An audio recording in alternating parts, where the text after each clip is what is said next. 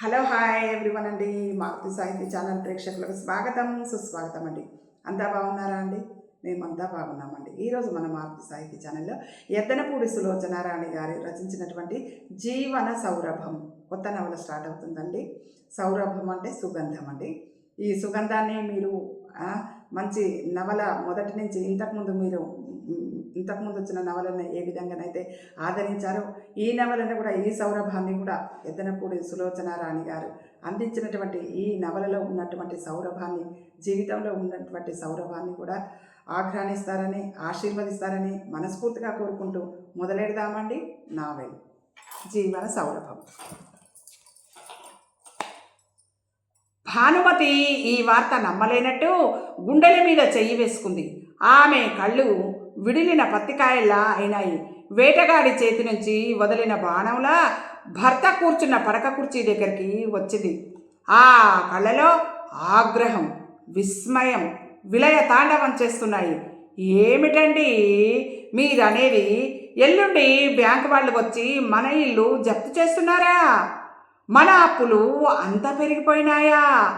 ఏమిటి విపరీతం? మీరనేది నిజమా లేక నన్ను ఆట పట్టిస్తున్నారా? ఇదే మాట నాకు ఒళ్ళు భగ్గున మండిపోతోంది. పడక కుర్చీలో వెనక్కి ఆనుకొని కూర్చొని తాపీగా చుట్ట తాగుతున్న భరద్వాజ భార్య అరుస్తున్న ఈ అరుపులకి భయపడలేదు. ఆయన ఈ ప్రపంచంలో అలా పడక కుర్చీలో వెనక్కి వాలి గంట చుట్ట మునివేళ్లతో పట్టుకుని పొగ తాగడం కంటే స్వర్గం ఇంకేం ఉంటుందని కూర్చొని ఉన్నాడు. ఆయన కళ్ళల్లో నిర్లిప్తత భానుమతికి పిచ్చెక్కిపోతోంది.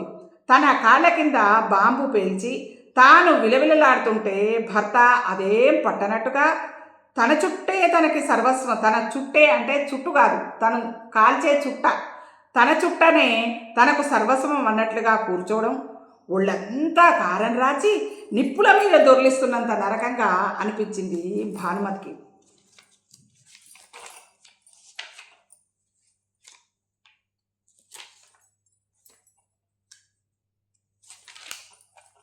భానుమతి ఎప్పుడూ చేసినట్టే ఇప్పుడు అలవాటుగా అదే పని చేసింది.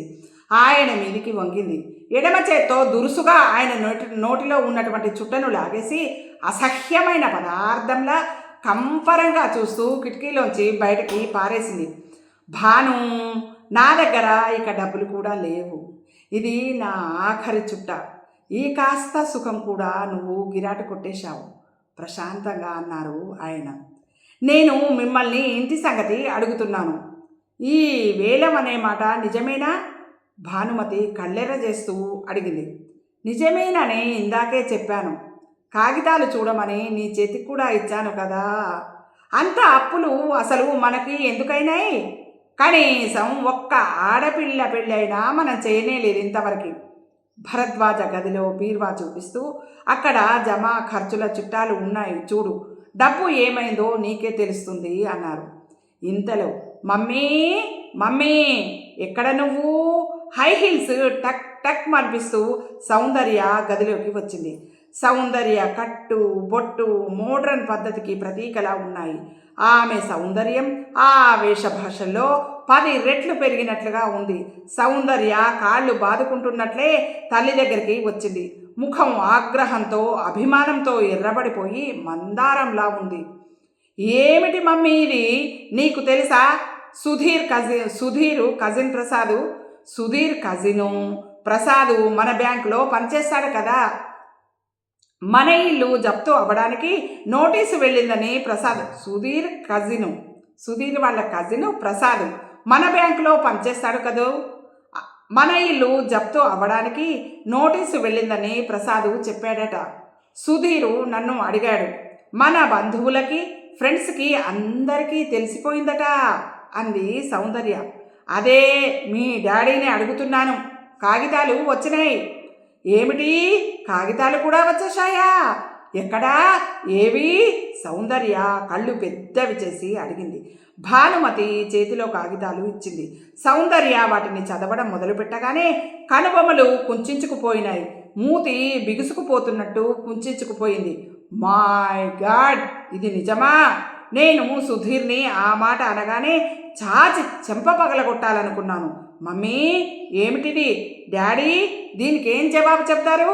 ఇంత కొంప మునిగే వరకు మీరు చేతులు ముడుచుకొని ఎలా కూర్చున్నారు? మీకేమైనా మతి చెల్లించిందా? ఇది మాకు ఎంత అవమానమో తెలుసా? మేము బయట తలెత్తుకోవాలా వద్దా? నేను అదే అడుగుతున్నాను. నాకు ఇప్పుడే తెలిసింది. శ్రీలత ఫోన్ చేసింది. ఈయన గారిని అడిగితే బ్యాంకు కాగితాలు నా ముఖాన పడేసి తాపీగా చుట్ట కాల్చుకుంటున్నారు. అడుగుతుంటే నల్లరాయిలా మాట్లాడటం లేదు. మిమ్మల్నేనండి. మాట్లాడరే? ఏమైనా ఏర్పాటు చేశారా? భరద్వాజ మాట్లాడలేదు. కిటికీలోంచి బయటకు చూస్తున్నారు. ఆయన కళ్ళు ఉదాసీన పర్వతాల్లా ఉన్నాయి. ఏమిటి డాడీ దారుణం? సౌందర్య అరుస్తోంది. జవాబు చెప్పండి, భానుమతి బిగ్గరగా నిలదీస్తోంది. ఇంతలో సంగీత ఫిడేలు తీసుకొని వచ్చింది. సంగీత ముఖంలో తల్లి తండ్రి ఇద్దరి పోలికలు ఉంటాయి. ముఖానికి కళ్ళజోడు ఉంది. ఈ ప్రపంచంలో దుఃఖం, అశాంతి ఆ అమ్మాయి దగ్గరికి రానే లేవు అన్నట్టుగా కళ్ళు లేత ముంజేమ తేమతో పెద్దగా ఉన్నాయి. భరద్వాజ తదేకంగా భార్యని, కూతుళ్ళని చూస్తున్నారు. కలలేవో ఆయన కళ్ళ ముందే తగలబడిపోతుంటే నిస్సహాయంగా చూస్తున్న మనిషిలా ఉన్నారు భరద్వాజ. సంగీత వస్తూనే, మమ్మీ, ఏమిటివి? నాకు కారు పంపలేదే. నేను మ్యూజిక్ క్లాస్లో ఉన్నాననే సంగతి ఇంట్లో ఎవ్వరికీ గుర్తు రానేలేదా?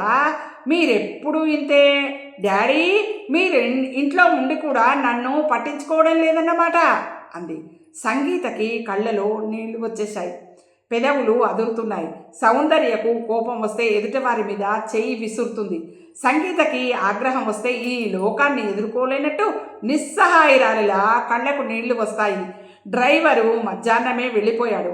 నేను ట్యాక్సీలో వచ్చేశాను. అదో బోర్. పావు గంట రోడ్డు మీద అనాథల వెర్రి ముఖంతో నిలబడితే గానీ దొరకలేదు. రా, శుభవార్త నీకోసం ఎదురు చూస్తోంది అంది సౌందర్య. సంగీత ఆనందంగా ఫిడేలు పక్కన పెట్టి వచ్చేసింది.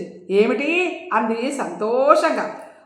చదువు చదువు చదువు, తెలుస్తుంది. సౌందర్య బ్యాంకు కాగితాలు చెల్లెలికి ఇచ్చింది.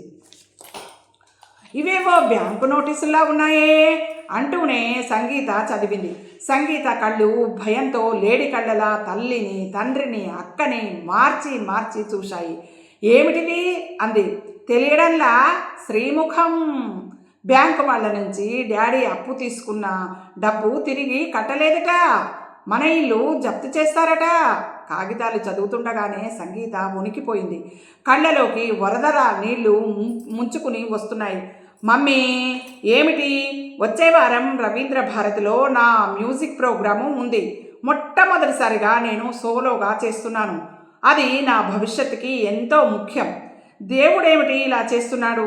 సంగీత ఆదుర్దా కలిగినప్పుడు ఎప్పుడు చేసే పనిలా ఇప్పుడు ఎడమ చేతి చూపుడు వేలు నోట్లో పెట్టుకుని కోరు కొరకసాగింది. భానుమతి ఇదేం వినలేదు. ఆవిడ కళ్ళు రెండు సెర్చ్ లైట్లలా భరద్వాజ ముఖం మీద నిలిపాయి. అలా కూర్చుంటారేమిటండి? మీరసలు మనిషేనా? ఏదైనా ఏర్పాటు చేశారా అని అడుగుతున్నాను అరిచింది. భరద్వాజ చేయలేదన్నట్టు తాపీగా తల అడ్డం ఊపాడు. చేయలేదా? 48 గంటల్లో మన ఇంటిని బ్యాంకు వాళ్ళు వేలం వేయడానికి వస్తుంటే మీరేమి ఏర్పాటు చేయలేదా? నన్ను నమ్మమనే అంటున్నారా? అబద్ధం మమ్మీ. అసలు ఈ నోటీసు ఏదో నాటకం అయి ఉంటుంది. నాకు తెలుసుగా, డాడీకి ఎప్పుడూ నీ మీద కోపమే. నీ ఫ్రెండ్స్ అంటే చిన్న చూపే. ఇదేదో వాళ్ల ముందు నిన్ను అవమానించడానికి చేసి ఉంటారు. సౌందర్య హై హీల్స్ టకటకలాడిస్తూ తండ్రి దగ్గరికి వచ్చింది. చూపుడు వేలు చూపిస్తూ, డాడీ, ఇలాంటి జోకులు నాకు నచ్చవు. మీకు వయసుతో పాటు మతి కూడా పోతుంది డాడీ. అమ్మకి మీకు యుద్ధం ఉంటే మీరిద్దరూ పోయి బెడ్రూమ్లో కొట్టుకోండి, చంపుకోండి. అంతేకాని ఇలాంటి జోకులతో మమ్మల్ని బయటికి లాగకండి. తెలిసిందా? నాకు కోపం వచ్చిందంటే తెలుసుగా. ఒళ్ళు దగ్గర పెట్టుకోండి డాడీ. చూడండి ఎలా మాట్లాడుతుందో అమ్మాయి. భరద్వాజ పెద్ద కూతురు మాటలు శాంతం విన్నాడో లేదో, విన్నా అర్థం అవ్వలేదో. ఆయన 2 చేతుల వేళ్ళు గోళ్ళు పరీక్షగా చూసుకుంటూ చేతులు గుప్పిళ్ళుగా ముడిచి విడదీస్తున్నారు. డాడీ, ఎల్లుండి రవీంద్ర భారతిలో నా ప్రోగ్రాం. నేను ఎలా ఇవ్వగలను? నా భవిష్యత్తు నాశనం చేస్తారా? మన కుటుంబంలో మీలాగా సంగీతం వచ్చింది నా ఒక్కదానికే కదా. సంగీత తండ్రి దగ్గరికి వచ్చి ఏడుపు కంఠంతో అడిగింది. ఏం కాదు సంగీ, డాడీ మనందరి మీద జోక్ చేసి కసి తీర్చుకుంటున్నారు. ఇల్లు పోతే ఈయన గారు మాత్రం ఎక్కడ ఉంటారుట? సరిగ్గా ఉదయం 6 గంటలకి లేస్తే టంచనగా వేడి కాఫీ ఉండాలి. త్వరగా చుట్ట కాల్చుకోవాలి. మనకంటే ఆయనే ఎక్కువ భయపడాలి. ఈ వయసులో ఆయన భరించగలరా? సౌందర్య అరుస్తుంది. భానుమతి భర్త భుజాలు పట్టి ఊపేస్తుంది. మాట్లాడరేమండి, చెప్పండి, ఏర్పాటు చేశారా లేదా అడిగింది. భరద్వాజ చేయలేదన్నట్టు చూశారు. చేయలేదా అంటే మీ ఉద్దేశం? ఈ ఇంట్లో పెళ్ళిడికి వచ్చిన 3 ఆడపిల్లలున్నారు. నా కూతుళ్ళకి ఇంత విషమిచ్చి నన్ను మింగమంటారా? ఇదేనా మీరు కోరుకునేది? భానుమతి గట్టిగా అడుగుతోంది. చావడమా? మేమా? ఈయన చేతకానితనానికి మేమెందుకు చావాలి? ఆయననే చావమను. సౌందర్య ఇంకా గట్టిగా అంది. భరద్వాజ తదేకంగా భార్యని 2 కూతుళ్ళని చూస్తున్నారు. ఆయన కళ్ళు దీనంగా ఉన్నాయి. ఆయన బంగారు కలలేవో ఆయన కళ్ళ ముందే తగలబడిపోతుంటే నిస్సహాయంగా చూస్తున్న మనిషిలా విఫలంగా ఉన్నారు. తన గారాల పట్టి పంచప్రాణాలు అయిన పెద్ద కూతురు అంత పరుషంగా మాట్లాడుతుంటే, గట్టిగా మనసు బాధపడేలాగా మాట్లాడుతుంటే ఆయనలోని మమకారం ఉండేలు దెబ్బతిన్న పిట్టలా గిలగిలలాడుతుంది. అంతే కదండి. ఇప్పుడు పిల్లలు పెద్దవాళ్ళని అంటే తిరిగి అనలేము. వాళ్ళు మనల్ని అన్నప్పుడు బాధ అనిపిస్తుంది, కానీ తిరిగి మళ్ళీ మనం అనలేము. వాళ్ళు చిన్నతనం కాబట్టి అంటే పెద్దలు బాధపడతారనే జాస లేక చిన్న వయసులో వాళ్ళు అనగలుగుతారు. కానీ మళ్ళీ అదే మాట తిరిగి అనాలంటే పేరెంట్స్కి ఇబ్బంది కదా. కాబట్టి అట్లా ఎంతో గారాలు. అందులో మొట్టమొదటి అమ్మాయి కాబట్టి తను ఇష్టపడే అమ్మాయినా ఇట్లా మాట్లాడింది అని ఆయన మనసు గిలగిలా కొట్టుకుంటుంది. ఇంతలో సంయుక్త వచ్చింది. మేము 3వ అమ్మాయి. మొదలు పెద్ద అమ్మాయి సౌందర్య, 2వ అమ్మాయి సంగీత, 3వ అమ్మాయి సంయుక్త అన్నట్టు మనకు అర్థమవుతుంది. ఇంతలో సంయుక్త వచ్చింది. సంయుక్తలో తల్లి చురుకుదనం, తండ్రి నిర్మలత, స్వతహాగా భగవంతుడు ప్రసాదించిన అందం త్రివేణి సంగమంలా ఉన్నాయి. వస్తూనే గదిలో తండ్రికి ఎదురుగా గుమిగూడినట్లు కమ్ముకొని పెద్దగా అరుస్తున్న తల్లిని, అక్కలని చూసింది. సంయుక్తని చూడగానే వాళ్ళ గొంతులు మూతపడ్డాయి. గదిలో నిశ్శబ్దం ఏర్పడింది. ఏమైంది అడిగింది సంయుక్త. ఏమైంది? ఎల్లుండి పాటికి అడుక్కునే బికార్లతో పాటు మనము రోడ్ల మీద నిలబడబోతున్నాం. సంయుక్త పెద్దక్క చేసిన ఈ వ్యాఖ్యానం వింది. పెద్దక్క ఎవరు? సౌందర్య. సరాసరి చిన్నక్కనేమో సంగీత. అంతే కదా. సౌందర్య, సంగీత, సంయుక్త వీళ్ళతోని నడుస్తుంటుంటుంది కథ. సంయుక్త పెద్దక్క చేసిన ఈ వ్యాఖ్యానం వింది. సరాసరి తండ్రి దగ్గరికి వచ్చింది. తండ్రిని చూసింది. ఆయన సంయుక్తని చూశాడు. అరక్షణం ఇద్దరి కళ్ళు మౌనంగా కలుసుకున్నాయి. తండ్రి కూతుర్లది. 3వ కూతురు తండ్రి. Daddy, are you all right అడిగింది. ఆయనకి బ్రహ్మాండంగా ఉన్నారు. మనకే వచ్చింది బాధ. నీకు తెలుసా, మన ఇల్లు వేలం వేస్తున్నారు అంది సౌందర్య. తెలుసు. నోటీసు సంతకం పెట్టి తీసుకున్నది నేనే డాడీకి ఇచ్చాను. తెలుసా? మరి నాకెందుకు చెప్పలేదు? భానుమతి కళ్ళెర్ర చేస్తూ చూసింది. చెబితే ఏం చేస్తావు మమ్మీ? నువ్వేమైనా చేయగలవా? 4 తిట్టి డాడీకి ఉన్న మతి పోగొడతావు అంతే. అంటే నీ ఉద్దేశం? కోపంగా అంది భానుమతి. అంటే తల్లి కూతుర్ని. మమ్మీ, నీకు డబ్బు ఖర్చు పెట్టడం ఒక్కటే తెలుసు. ఈరోజు ఈ పరిస్థితి డాడీకి తీసుకురాలేదు. డాడీకి నువ్వే తీసుకుని వచ్చావు. అంటే ఇల్లుకు నోటీసులు, బ్యాంకు వాళ్ళు నోటీసులు పంపేంత పరిస్థితిని ఇంటిని తీసుకొచ్చింది డాడీ కాదా? బాధ్యత నీదే అంత అల్లినట్టుంది. భానుమతి ఈడ్చి సంయుక్త చెంప మీద కొట్టింది. నా ముందు పెరిగిన దానివి నన్నే విమర్శించేంత పెద్దదానివి అయ్యావా? సంయుక్త ఈ అవమానం సహిస్తున్నట్టు స్తబ్దుగా నిలబడింది. సంయుక్త సంగతి మనకు తెలియదా? మన ముగ్గురం వేరు, తాను డాడీ ఒక్కటే అన్నట్టు చేస్తుంది. ఎప్పుడు చిన్నప్పటి నుంచి అంతే. మనకిది కొత్తేం కాదు కదా అంది సౌందర్య. అంటే తల్లి సౌందర్య, సంగీత వాళ్ళ అభిప్రాయాలు ఒకటి. తల్లి సౌందర్య, సంగీత వాళ్ళ అభిప్రాయాలేమో ఒకటి. చిన్న కూతురు సంయుక్త, డాడీ తండ్రిది వీళ్ళిద్దరి అభిప్రాయాలు ఒకటి అని అంటుంది పెద్ద కూతురు. ఇంతలో ఫోన్ గడగడా మోగింది.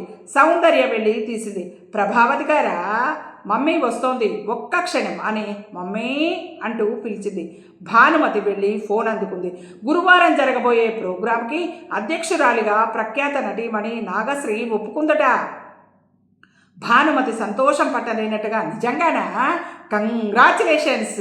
ఆ రోజు నాగశ్రీకి మన ప్రోగ్రాం గురించి కరెక్ట్గా వివరించి బాగా చెప్పారు అంటూ అభినందించింది. ఓ ఎస్, సరిగ్గా సాయంత్రం 6 గంటలకి నేను మీ ఇంట్లో ఉంటాను, మిగతా వాళ్ళకి కూడా చెబుతాను అని ఫోన్ పెట్టేసి గబగబా 10 మంది ఆడవాళ్ళకి ఫోన్లు చేసి సాయంత్రం అర్జెంటుగా 6 గంటలకి ప్రభావతి గారింట్లో కలవాలని చెప్పి ఫోన్ పెట్టేసింది. అందరికీ ఆ పనులు ఫోన్ను రిసీవ్ చేసుకుంది, చెప్పాల్సింది చెప్పింది, మళ్ళీ 10 మందికి ఫోన్లు చేసింది, ఫోన్ పెట్టేసి ఆ ఫోన్ల కార్యక్రమం కాగానే మళ్ళీ వచ్చేసింది. ఫోన్ పెట్టేసిన భానుమతి ముఖంలో ఆనందము 1000 సూర్యుళ్ళు ప్రకాశిస్తున్నట్టుగా ఉంది. నేను నమ్మలేకపోతున్నాను. నాగశ్రీ వస్తే ప్రోగ్రాము చాలా బాగా అవుతుంది, జనము విరగబడి వస్తారు అంది. ఒక్క క్షణం తర్వాత ఆనందంలో నుంచి ఆవిడ తేరుకుంది. ఉదాసీనంగా ఉన్న భర్తని సీరియస్గా చూస్తున్న కూతుళ్ళని చూడగానే తన ఇంట్లో 48 గంటల్లో జరగబోతున్న దారుణం గుర్తుకు వచ్చింది. ఏంటా దారుణం? ఇంటిని జప్తు చేయడం. గబగబా భర్త దగ్గరికి వచ్చింది. ఏవండి, విన్నారా?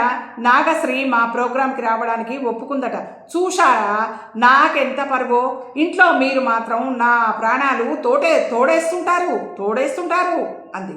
నోటీసు కాగితాలు భర్త మీద పడేస్తూ, ఇది మీరు తెచ్చిన సమస్య, నాకు నా కూతుళ్ళకి సంబంధం లేదు, మీరే దానాలు గీనాలు చేస్తుంటారు, డబ్బు తగలబెట్టేశారు, 48 గంటలు అంటే ఇంకా చాలా టైం ఉంది, మీరు ఏదో ఒకటి ఏర్పాటు చేయండి, అది మీ బాధ్యత, మీరున్నది ఎందుకండి?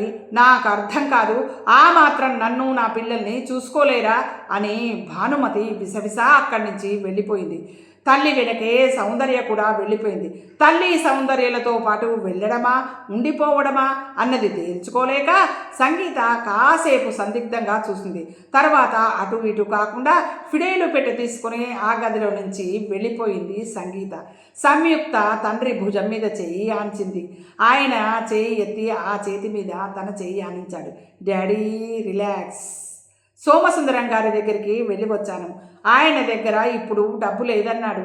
కొంతైనా సర్దమని అర్థించాను అంది. ఎందుకు వెళ్ళావు సంజు అంటే సంయుక్త ముద్దు పేరనమాట. ఎందుకు వెళ్ళావు సంజు అన్నారు ఆయన. ప్రస్తుతానికి ఈ ప్రమాదం తప్పితే తర్వాత చూసుకోవచ్చని డాడీ. ఆయన పెదవుల మీద విరక్తి నిండిన చిరునవ్వు కదిలింది. ప్రమాదం తప్పడం అంటూ లేదు సంజు, ఇది తప్పితే ఇంకోటి. ప్రమాదం తప్పడం అనేదే లేదు సంజు, ఇది తప్పితే ఇంకో ప్రమాదం. ఇంకొకరి దగ్గర తెచ్చినా ఎలా తీరుస్తాం? తీర్చడానికి మార్గం ఉంటాయి కదా. ఇల్లు అమ్మేద్దాం డాడీ. మీ అమ్మ నన్ను బతకనిస్తుందా ఇల్లు అమ్మేస్తే? మీరు ధైర్యం తెచ్చుకోవాలి డాడీ. మీ అమ్మని మా అమ్మకి ఇష్టం లేకుండా చేసుకొని తీరాలి అని నేను లొంగినప్పుడే నా ధైర్యము నన్ను వదిలేసి వెళ్ళిపోయింది. మీ అమ్మని మా అమ్మకి ఇష్టం లేకుండా అంటే భరద్వాజ గారి తల్లికి ఇష్టం లేకుండా భానుమతిని పెళ్లి చేసుకున్నప్పుడే తన ధైర్యం అనేది తనను వదిలేసిపోయింది అని బిడ్డతో భరద్వాజ గారు చెప్తున్నారు. డాడీ, మీ మీద నాకు జాలి కలగడం లేదు. మీరెందుకు ఎదురు తిరగరు? అమ్మకి ఎందుకు ఆమె చేస్తున్నది సబబు కాదని చెప్పరు? చెప్పగలను సంజు, కానీ పర్యవసానం ఏమిటో తెలుసు, అందుకే నోరు విప్పలేను. ఏమవుతుంది డాడీ? మీ అమ్మ కోపిష్టిది, ఇంట్లోంచి వెళ్ళిపోతుంది. వెళ్ళి ఏం చేయగలదు డాడీ? మీ అమ్మకి కోపం వస్తే ఒళ్ళు తేలియదు. ఆయన సంయుక్త చెయ్యి తన చేతిలోకి తీసుకున్నారు. మీరు ముగ్గురు నాకు పంచ ప్రాణాలురా. మీ ముందు నన్ను విధవని చేసినా పర్వాలేదు, కానీ మీ అమ్మ గుమ్మం దాటి బయట పెట్టి అలా చేస్తే లోకం మిమ్మల్ని ఈసడిసి బయట అడుగుపెట్టి మీ అమ్మ గుమ్మం దాటి అడుగు బయటపెట్టి అలా చేస్తే లోకము మిమ్మల్ని ఈసడిస్తుందని నా భయం సంజు. నేను మీ అమ్మ హఠం అంటే మొండితనం. నేను మీ అమ్మ హఠం సహించింది మీకోసమేరా నాన్న. మిమ్మల్ని నేను వదులుకోలేను. అమ్మకి ఎందుకు గట్టిగా చెప్పలేరు డాడీ అంది సంయుక్త. అది నా బలహీనత అమ్మా. మీ అమ్మ పెళ్ళి అప్పుడే ఈ లోకం ముందు నన్ను ఒక హీరోని చేసింది. నేను మా అమ్మకి నాన్నకి ఇష్టం లేకుండా వారి మీద తిరగబడి మీ అమ్మని పెళ్లి చేసుకోవడమే ఒక గొప్ప ఘనకార్యం అనేలా పొగడ్తలు గుప్పించింది నా మీద. అవి మాటలు, వట్టి మాటలు, అర్థం లేని ఆడంబర శబ్దాలు. తనకి ఇష్టంగా ఎదుటి మనిషిని మలుచుకోవడంలో మీ అమ్మకి అపారమైన తెలివి ఉంది. ఆవిడకి నచ్చినట్లు ప్రవర్తించడం, ఆవిడకి నచ్చిన ఉద్యోగం చేయడం, ఆవిడకి నచ్చినట్టు బట్టలు ధరించడం, మాట్లాడడం, నేను ఒక కీచిన బొమ్మనే అయిపోతున్నాను అని తెలిసేసరికి మాకు మీ మీ ముగ్గురు పుట్టేశారు.